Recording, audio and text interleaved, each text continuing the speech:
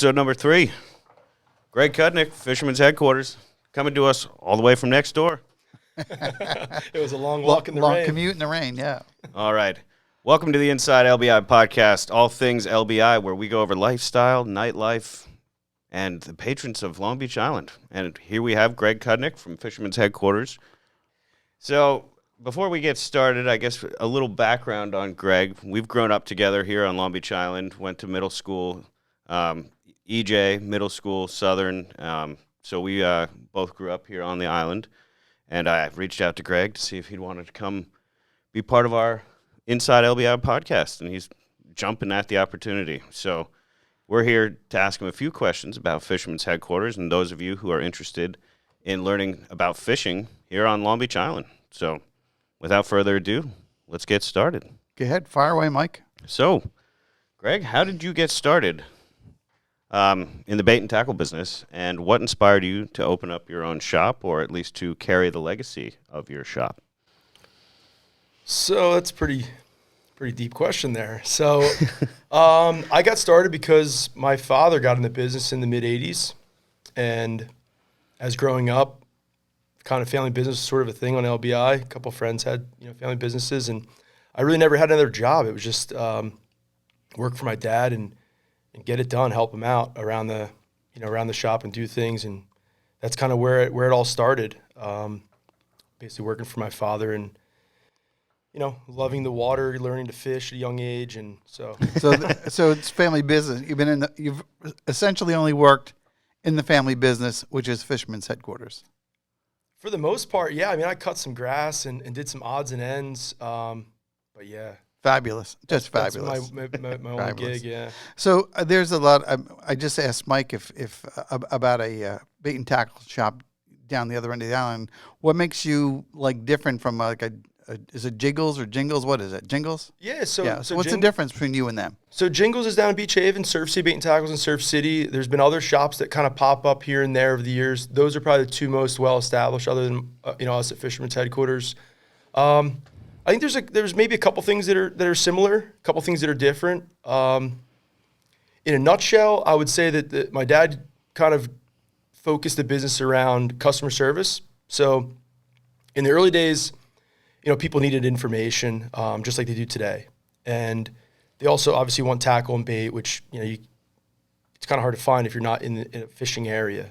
So one, it's a destination area. Long Beach Island has some awesome fishing. We're obviously on an island, Long Beach Island, 18-mile long island. It's surrounded by water. We have awesome fishing really all year long. Fishing really starts up in March and goes all year.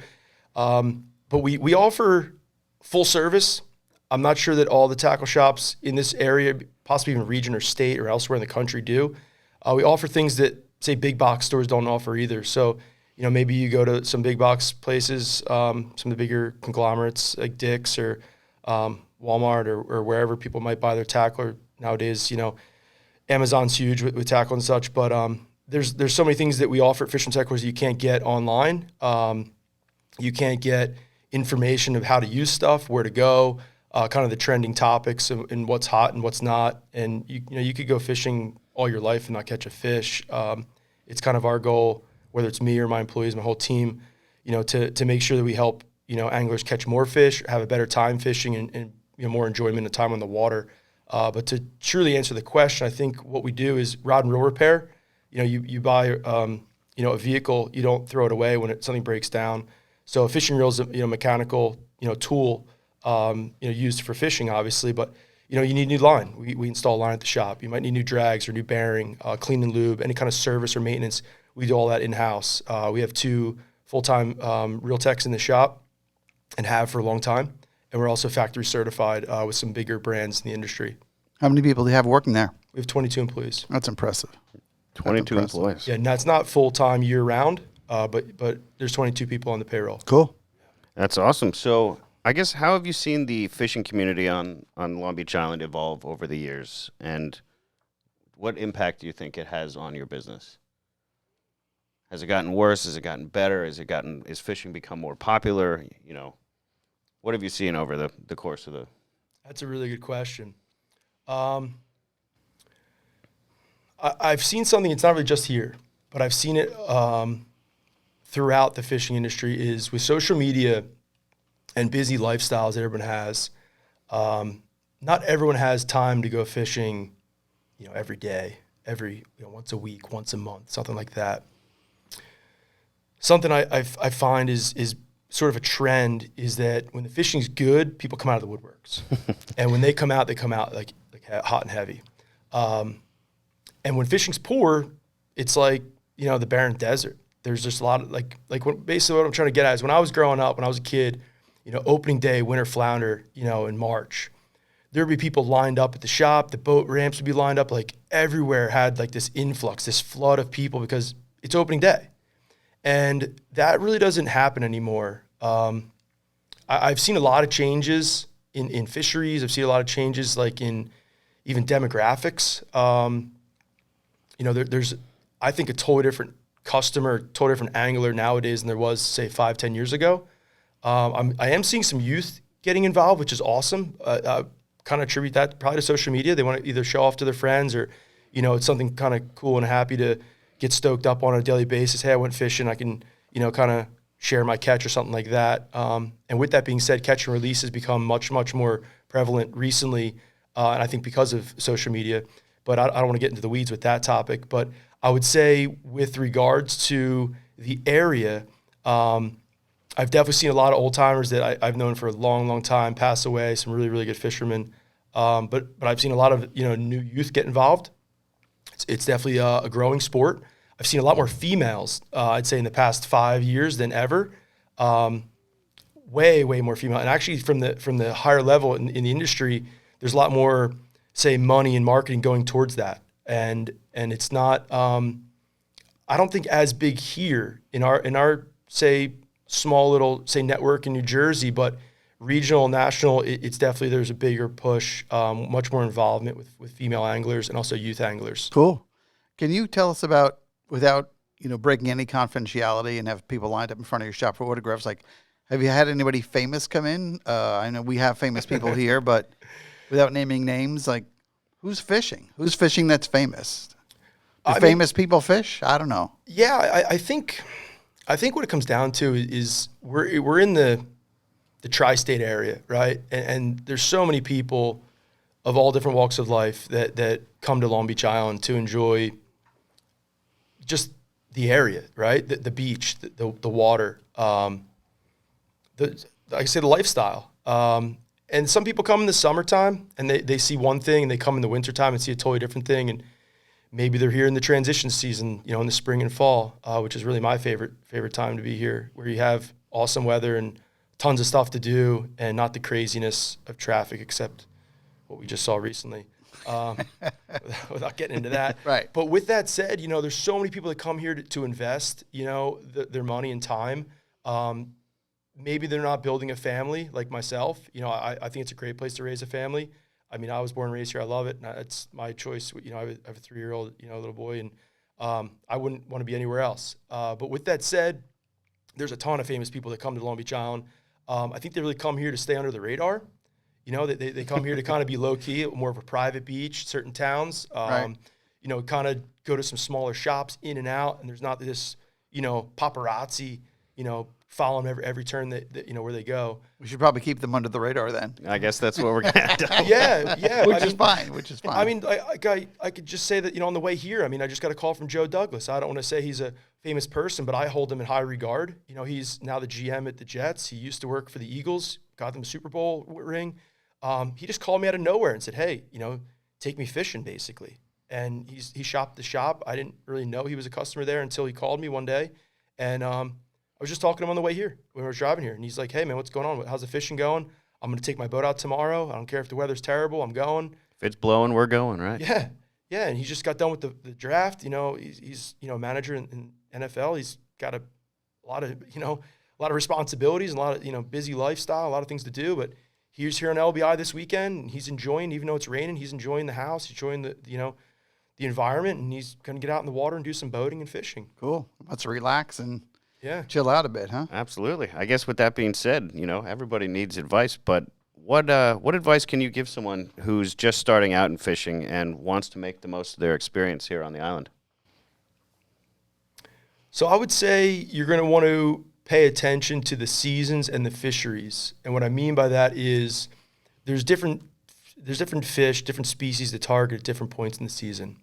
Knowing what's here and when they're here and kind of what to use to target them, because that's different, is very important. You might be, for example, you might come to the beach of the LBI and you might want to go fish the beach in March, April. Well, it's not really going to be happening. Water's too cold. Things aren't happening. The fish aren't really showing up. But once April comes around, tog fishing opens up April 1st. Tog can be really, really fun fish in the inlet. The water warms up in the bay first. The outgoing tide, the tog should be snapping any time in April on the jetty. It's an awesome land-based fishery that kids can get involved in, people of all ages. Just got to be super safe around the rocks. But there's plenty of areas to fish where you don't actually have to be on the rocks. You can fish some bulkheads up in Barnegat Light. I would focus around the inlet personally, but that's that. There's other things, but I think the most important information I could share with somebody who wants to get involved in fishing Long Beach Island is just try to pay attention to what's happening. Whether you're following my own, blog, fishinglbi.com, whether you're following, some YouTube fishing report videos that I do. I try to do one a week, sometimes more, or just stopping into any of the tackle shops, just saying, hey, I'm new to the area. I want to learn about the fishing, being super down to earth and not, tell me where the fish are kind of thing, Or, That's the question you get all the time, I guess. Yeah, I mean, honestly, the number one question I get is what time's high tide? It's unbelievable. There's an app for that. Yeah. There is. Yes. There is. But full disclosure, I catch a lot of fish at low tide, and that's 6 hours off, from high. So if you're only fishing high tide, you're missing out on certain situations. Big tip there. Huge tip. Yep. Huge tip for the locals. Yeah, probably not for the locals, but yeah. How many followers do you have on your Instagram? What do you have? Instagram, YouTube? What do you? I think we're almost to 30,000 Instagram. I don't really know about the Facebook thing. I really took a lot of focus off of Facebook. I thought it was like a huge mistake. Thought it was like dying out, but Facebook's coming back stronger than ever right now. These Facebook groups are it's unbelievable what's going on in the whole marketing world of things. But yeah, I'd say I got 30,000 on each, probably something like that. And we never paid our paid advertising budget's like slim to nil. Like it's all organic, and I think that's the way you want to grow. A following, a base. What do you think about your location? That's why my dad got involved in the business. He wasn't a retail person. He came from Phillips. He was an electrical engineer, and he literally bought the business, got into the business because, his father-in-law said, "Hey, there's an awesome real estate investment. You want to dip into this?"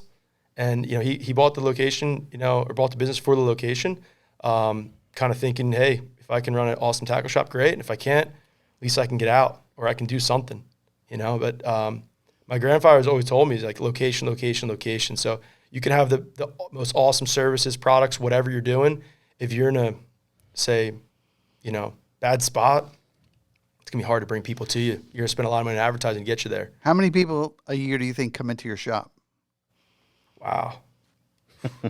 That's a loaded question. I have to do some math real quick, but like 4th of July weekend, we might get 200, 300, 400 customers. There might be 10 days, maybe 15 days like that out of the whole year that are really like booming days, whether the weather's really good, fishing's really good. Maybe it's based around holidays, stuff like that. But like today, a rainy day, we already had 70 customers today. And it's midday, so we might hit 100 today. Wow. So, you could do the math, figure it out, but there's got to be we get some serious volume for sure. 30 to 50,000 people per year. That's at least. I would say we're definitely doing 50,000. Yeah. Wow. Yeah. Pretty cool. Now, I just jumped in this new point of sale system, so I could run a quick number, but I've only been doing it since March. March 1st I went live. The old system would take me 10 minutes to dive in and pull a report out for you. How important is conservation and sustainability in the fishing industry, and what steps does your shop take in promoting responsible fishing practices? This is massive. So figured this would light you up. Yeah, we could probably do a whole podcast just on this. So, in the layman's terms, yeah, the fishing. I don't know if many people know, but the fishing industry, whether it's commercial or recreational, is heavily regulated, big time. there's monthly meetings, there's state meetings, there's regional meetings. There's so much that I could talk about the fisheries, but we do our absolute best to promote, following the rules. What I mean by following the rules is following by the guidelines and regulations that the state sets forth. I also do way more than my part to attend as many meetings as possible.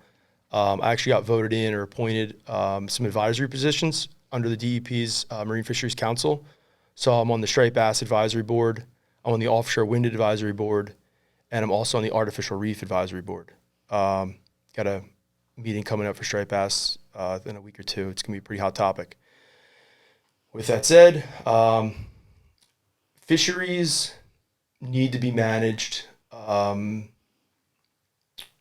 as responsibly as possible, and you need the best science possible. And there also needs to be funding. And right now, my opinion is that there's environmental issues.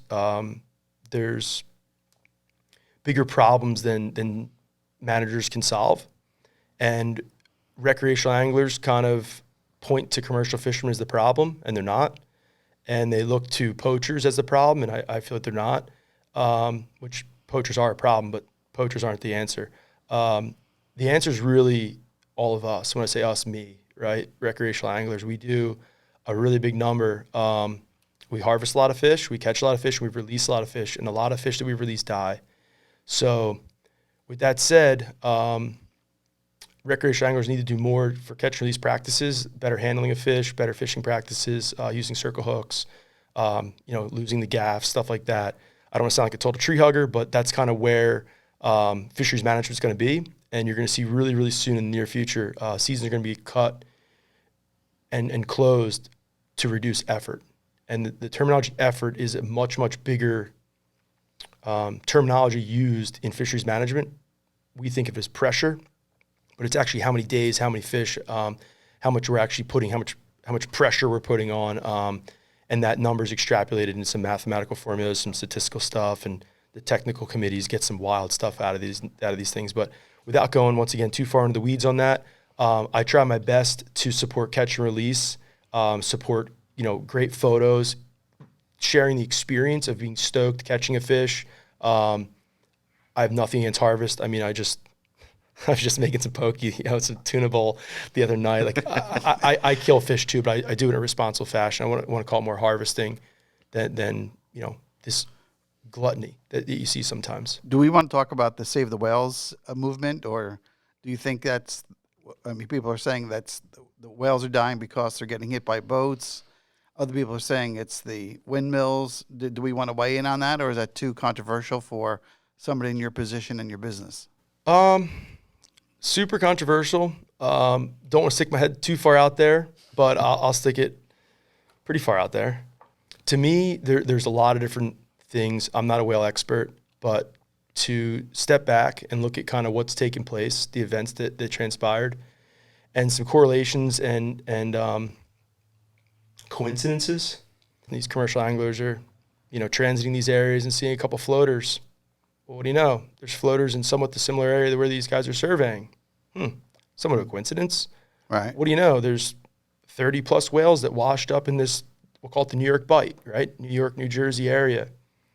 This surveying didn't just start yesterday, right? I mean, there's surveying taking place off of Block Island. I mean, yeah, whales die for natural causes and things happen, but to me, it's just a screaming, smoking gun that there's too many things that line up too perfectly. And in my opinion, the lack of public releases, press releases from developers, from the state, from the DEP, when the first couple whales happened, just super quiet silence, and the being kind of strangled when you say something, when somebody speaks out. Perfect example is the guy Sean, should know his last name, but a doctor from NOAA, Sean Hines, I believe, Hines, something like that, wrote a letter. That letter was like under wraps for, I think, over a month before it was released.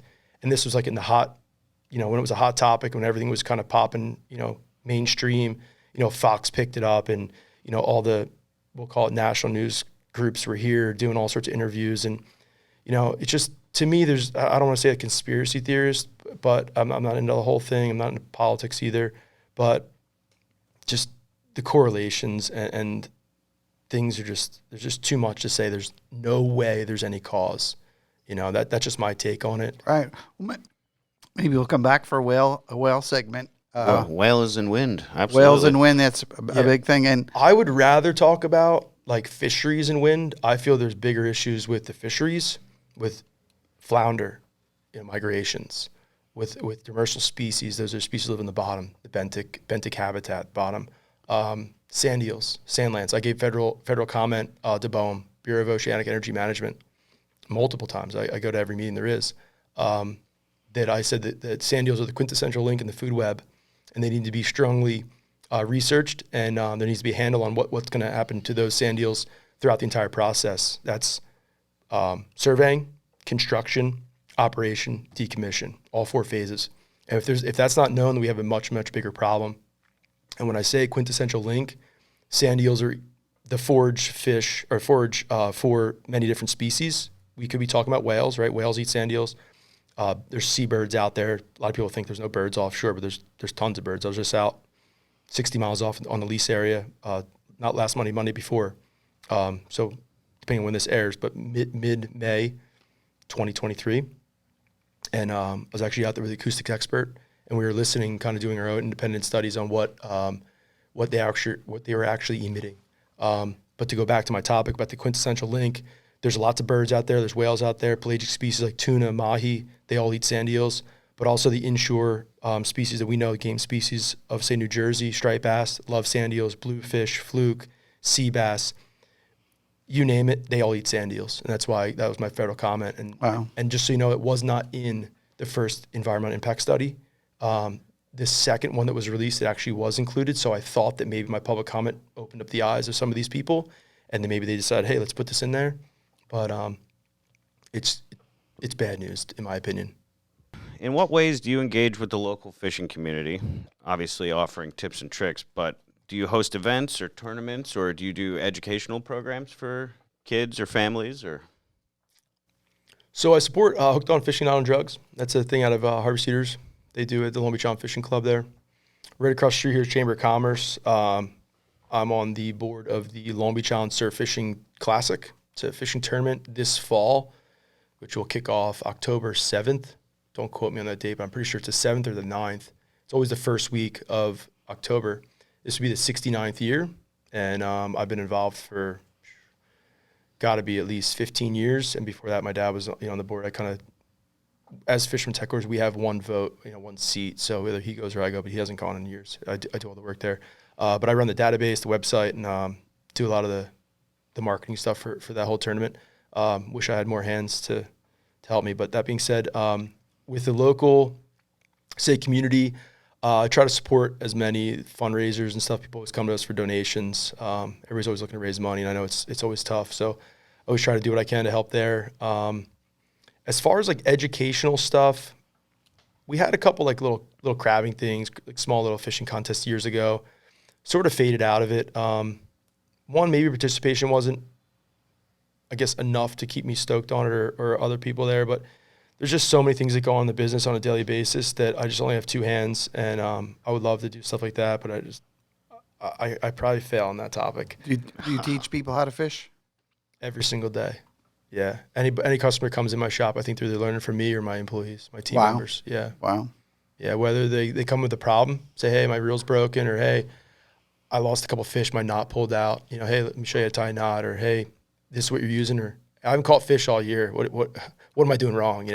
Something like that. Do you tell them to take up golfing then, or?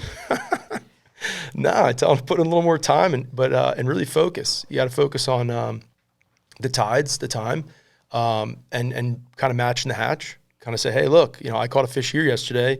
You don't have to chase after my fish, right? But you can try to use the theme, and I could try to point in the right direction, or you kind of regroup, refocus, and say, hey, what am I doing wrong? And take a little advice. And next thing you know, the customer comes in a day or two later and stoked and has a photo to share. Or sometimes a fish to weigh in, depending on what the situation is. Wow. So are you thinking of giving up the Fisherman's Headquarters gig and going to business consulting, or? I would love that. I would love it if my 22 employees just kicked serious butt all day, and all I had to do was just pay bills and do payroll once a week, and I could fish all day, and then just like maybe like once a week I could have like a conversation. We could talk about like what somebody's missing out on, and they'd like pay me money for it. That'd be great. That might be my dream. But no, I like to fish all morning, and then I work like a slave all night, and then I put my little guy to bed, and then I slave more all night, and then I wake up and do it all over again. That's my life. Awesome. In a nutshell, yeah. What do you love most about being part of the fishing industry and serving the anglers of LBI? What's the best part of the business? What's the best part of your job? I think the easy, quick answer is bringing enjoyment to people. It's a great answer. Yeah, in a way that I see like all walks of life. You know, I'll see some hardworking laborers come in, whether they're covered in paint or concrete, construction people that have been grinding all day, and they're like, "Hey, I just want to go fish for an hour or two after work before I go home." You know, because some people like they drive a good distance to work on LBI. You know, there's always a lot of jobs here, a lot of hammer nails and paint and kind of stuff like that. So I see a lot of people that come to the area to fish after work before they actually leave to go back home. And I think it's special. It's rewarding for me to help out, you know, anglers of all different walks of life. They come in and say, "Hey, I want to go fishing." They really don't want to go fishing. They want to go catching, right? Nobody really wants to go. I just sit there. But there's a point, I guess, in like fishing, I guess, progression or development, where some people are there to catch fish. Some people are there just to get like, you know, air, fresh salt air, you know, some sun, maybe not even. Maybe they just want to relax on the beach in the dark, you know, and just get like some solitude and just peacefulness, whatever it may be. And that's why like fishing to me is like different than fishing might be to somebody else. Everybody's kind of got their own take on it. I think there's a saying that says like, I forget how it goes, like somebody fishes all their life, but it's not the fish that they were after. I don't know if I said that right, but I think that was a saying. I don't know who it is. I should know that. I don't have any tattoos. Maybe I should put that one on my leg. Well, if not, we're going to be quoted as that's what you said. So. Yeah, but you follow what I'm saying. You know, sure. People want to they want to get fresh air. They want to enjoy life. You know, in their own way. And sometimes you got to clear their mind. You know, everybody has busy lives, busy days, and stress, whatever you want to call it. But that's what's most rewarding for me is helping people out to kind of say decompress. You know, they come in the shop. They're like, "Hey, this is the first step before I'm going." You know, whether they're just coming to buy a clam or a bunker or a new line, or I'm fixing their problem, you know, their broken reel or whatever it may be. But it's cool to see the range of people. And that's kind of one of the things I was getting at by the laborers. And then you'll see some people show up in suit and tie, pulling in with like a Maserati. And as high-end as the industry can be, and as, say, more affordable and low-end as it can be, the fishing industry today is radically diverse. And I love being part of it in this area, but also on like the national stage. I go to a lot of national trade shows, and I just walk around just kind of seeing things. I'm trying to get a vibe of what's going on. It's trying to pick up on trends that are happening next year. Like I mentioned, you know, other topics here, but there's something to be said about the national stage and how fishing has changed. You asked about the catch and release thing, sustainability. That's like huge on the national stage side of things. And there's new groups kind of get involved. Some more radical than others. Some dangerously radical, to be fully transparent. But there's something to be said for just like anybody, any age, any walk of life, whether they have, you know, a penny in their pocket or $1 million or more, can go out and enjoy themselves, whether they're fishing off of land, off the beach, whether they go on a kayak, a paddleboard, they rent a boat, they pay for a boat, maybe they own a couple $1 million boat, and everybody in between is just, it's something that they can enjoy. Awesome. Love it. Fishing is the sport that sets you free, huh? You said it best right there, man. That's why I do it every morning I can. For whatever, you know. Well, let's try some fishing now. What's the objective of this sport? I'm guessing what color coded. You're going after your own color here. Yeah, we'll see how many fish of your. I turn this and it goes on, or what? I believe so. I guess see how many fish of your own color or any color. Any color? Okay. Dude. This guy's a professional fisherman. I'm just like. There you go. This is great. This All is right, we more- got one. We got one. Greg's got one. The score is 1-0. Greg's got 2. Kevin is getting Kevin put is- in the dirt here. I knew I wanted Greg Spark. is I 3. knew I wanted you to do this one. Oh man, I guess we're going what? First to 5 or 6? We got to give Kevin a fighting chance here. I thought he was going to play defense. Greg's got 4. Kevin has 0. But Greg I got has this drink. 5. So I figured this out. I figured this game out. It took This me a is minute. great. All right, 6, 3, 2, 1, and that's it. Great job, Greg. Oh. Great job. Greg, really awesome having you on today. We will see you on the beach, Yes, sir. We will see you. and on we'll the- see you in the parking lot. Thank you very much. Absolutely. Pleasure meeting you. Thank you, guys. Awesome. Take care. Thank you, Greg. Yep.